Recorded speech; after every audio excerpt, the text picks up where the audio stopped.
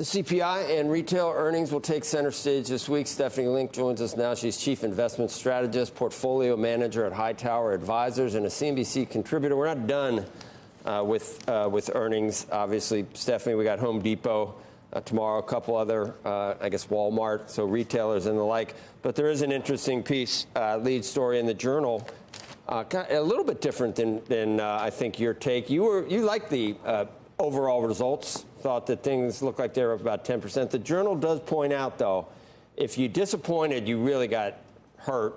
And even if you exceeded expectations, you didn't get quite the bang for your buck you've gotten in previous quarters. To me, that sounds like multiples with perhaps no interest rate cuts. Multiples are going to have a hard time expanding further from where they are. If you beat expectations, you get a little bit of a bounce. But if you don't, then your stock goes down with the lower earnings and with the multiple staying where it is or going down. Yeah, but I think if you don't have multiple expansion, but you still have earnings going higher, that actually will be that'll be enough, Joe, I think. And I always call earnings season silly season. You know that because you have these absurd reactions. Even if you miss, some stocks being down 10, 15, 20%, it gives you an opportunity for sure if you have conviction, obviously, in the idea. And if it doesn't go up that much, but they actually do beat, that also is an opportunity. Stocks follow profits on the way up and on the way down. So the names and the sectors that are seeing earnings revisions higher, obviously, the stock should go higher over time. Home Depot has been uncharacteristically at least as far as the results, it hasn't been the stalwart that it's usually been in recent years. The stock, though, for a while had a really sharp comeback, even though the fundamentals didn't improve that much. I don't know what's happening now with the stock. Maybe it's inflationary expectations reemerged right about where that stock peaked, I think. And inflation doesn't help Home Depot usually. Well, higher lumber prices will help, actually, Joe, for this quarter. Lumber prices are up about 13%. Home Depot, if you step back, they actually were a huge beneficiary during COVID. We were buying everything for our homes because that's where we were living, right, 24/7. So they benefited in COVID. And then you had that that post-COVID hangover, unfortunately, and you haven't had 5 negative quarters of same-store sales. I think you're coming to an end of the negative comps. I think you have easy comparisons. As I mentioned, you have a little bit higher commodity prices. They are focusing more on Pro. They just made that acquisition, SRS, and now Pro is going to be 50% of their total revenues as opposed to Lowe's, which is 25%. I think Pro is going to hold up better than do it yourself, and that's why I think the stock is poised to do better. But obviously, higher interest rates is the concern, and overall concerns about housing. I'm a bull on housing because I think we are 5 million homes short in this country, and if you talk to any of the home builders, they have underproduced for 14 straight years. It's cheaper for them to buy back their stock than to actually buy land. So to me, I think housing over the long haul is going to be very favorable. Maybe this year you have some ups and downs and some volatility, but I like the way to play it through Home Depot. I mean, comps aren't going to be.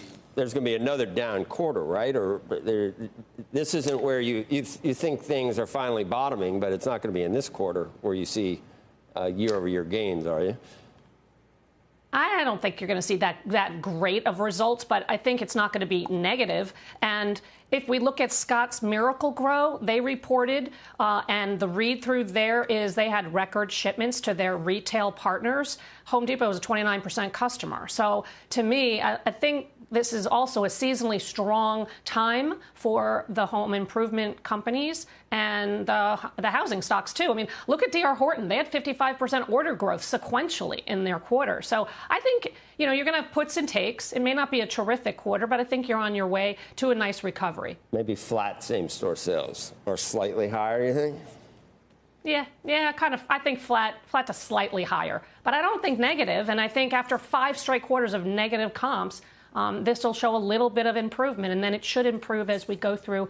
Again, they have very easy comparisons throughohout the year, so I think we should see a better setup. I mean, normally the stock's done nothing, by the way, Joe. But that's what it's come down. Yeah, we had the chart. Yeah. But the housing, I mean, it's tough right now, the supply and everything else. And this is a housing, you know, it's kind of a proxy, but there are times it does better if people can't buy new houses. Like you can always make an excuse for why Home Depot is doing well or not doing well, because if people aren't moving, then they're improving, and if housing is strong, then they're doing well for the professional builders. So we'll see what happens with that. You like some other ones? You like energy still?